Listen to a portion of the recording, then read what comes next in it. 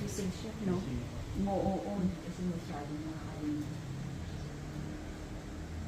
Sumayin niyo ang Panginoon. At sumayin niyo rin. Ang banal na tubig naman ito ay magpapaalala ng ating pakikisa sa kamatay at ng pagkabuhay ni Kristo sa sakramento ng Diyos.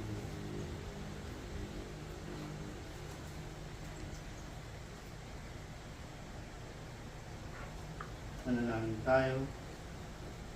Panginoong Jesucristo, sinabi mo sa amin sa pamamagitan ng iyong apostol na si Santiago, mayroon bang may sakit sa inyo? Ipatawag niya ang mga pari ng simbahan upang ipanalangin siya at paniran ng langis sa ngalan ng Panginoon. Pagagalingin ang may sakit dahil sa kanyang panalangin may pananampalataya.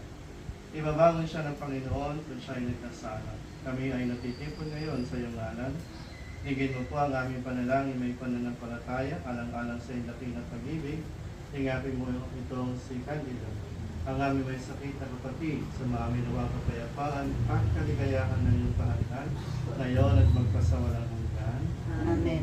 Panginoon, kaawaan mo kami. Panginoon, kaawaan mo Kristo, kami. kaawaan mo kami. Kristo, kaawaan mo kami. Panginoon, kaawaan mo kami. Panginoon, kaawaan mo Kaawaan kami. tayo ng makapangyarihan Diyos, patawarin tayo sa ating mga kasalanan, patnubayan tayo sa buhay na walang hanggan. Amen. Samayin niyo ang Panginoon. At sumayin niyo. Ang mabuting balita ng Panginoon ayon kay San Marcos. Papuri sa iyo, Panginoon. Pinawag ni Jesus sa 12, sinugo niyang 12.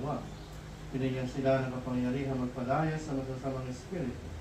Kaya tumaya 12 ng lalo sa mga tao, paglisyan nila ang kaligdan at kanilang mga kasalanan.